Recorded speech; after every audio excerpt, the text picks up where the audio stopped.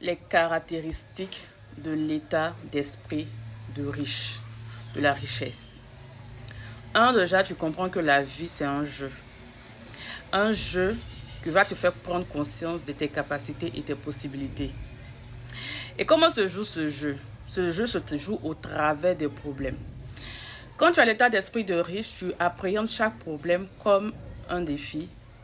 Et tu sais que quand un problème vient, il vient également avec sa solution. Donc, ça peut te chambouler, tu peux paniquer, mais après, tu te calmes et tu commences à t'orienter solution.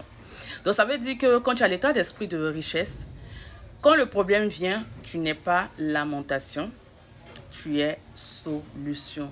Qu'est-ce que je peux faire pour régler ça? Parce que chaque problème qui vient, le problème n'est pas contre toi. Le problème est pour toi. Parce que derrière chaque problème se cache c'est comme si tu devais passer une étape supérieure. Donc le problème vient comme un petit test pour que tu passes l'étape supérieure. Tu vois. Donc c'est pour ça que je dis, la vie est un jeu. Une autre caractéristique encore de l'état d'esprit de la richesse, c'est cette capacité à apprendre. Il faut savoir que quand tu as l'état d'esprit de richesse, tu te remets en question. Quand tu fais des choses que ça ne marche pas, tu te remets en question et tu sais s'il n'y a pas une meilleure façon de faire. Donc tu vas faire quoi? Tu te tournes dans l'apprentissage. Quand tu as l'état d'esprit de riche, tu n'as pas de problème à payer pour comprendre quelque chose. Donc se former, c'est pas un problème. Lire, c'est pas un problème. Se documenter via peut-être des vidéos YouTube, des livres audio selon tes capacités, parce que si tu n'as pas d'argent, au moins il y a Internet, tu peux aller regarder, tu peux écouter des livres audio, il y a des PDF, tu essaies quand tu ne comprends pas quelque chose, que tu vois quelqu'un qui fait la chose là, qui comprend quelque chose mieux que toi, tu peux aller payer pour avoir ce savoir-là. Voilà, tout ce qui va t'aider à apprendre et à t'améliorer. Mais une chose, c'est que pour pouvoir faire cela quelque part, il faut que tu aies la jugeote de reconnaître que tu es faillible. Et ça, c'est une autre clé aussi de l'état d'esprit de richesse. Parce qu'en fait, pour t'améliorer, tu as besoin de reconnaître quelque part que tu as une faille. Et cette capacité d'être honnête avec soi et de se juger selon ses propres se juger ses connaissances sans pour autant remettre son importance en jeu. C'est-à-dire quoi?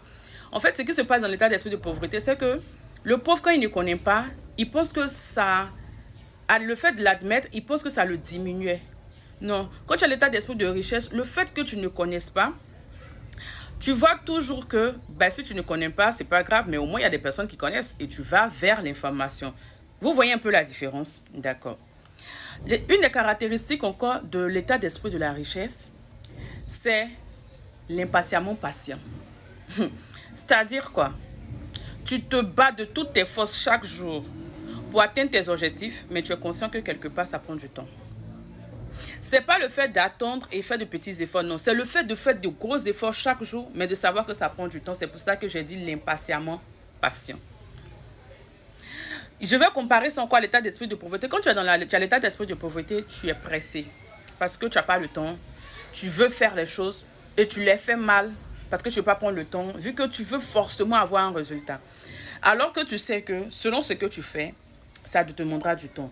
Il faut savoir très simplement, la fondation d'une villa de 3 pièces comme ça ne prend pas trop de temps comme la fondation d'un building de peut-être 20 appartements. Tu comprends?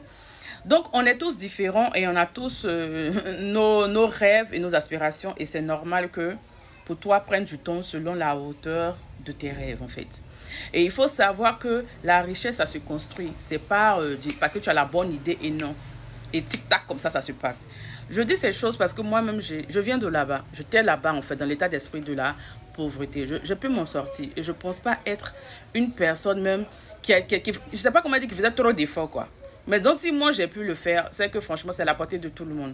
Moi, ce que je te dis pas de prendre ça pour argent comptant. Je te dis, écoute, et puis que si ça te parle, tu fais des recherches et tu découvres toi ta propre vérité. Voilà.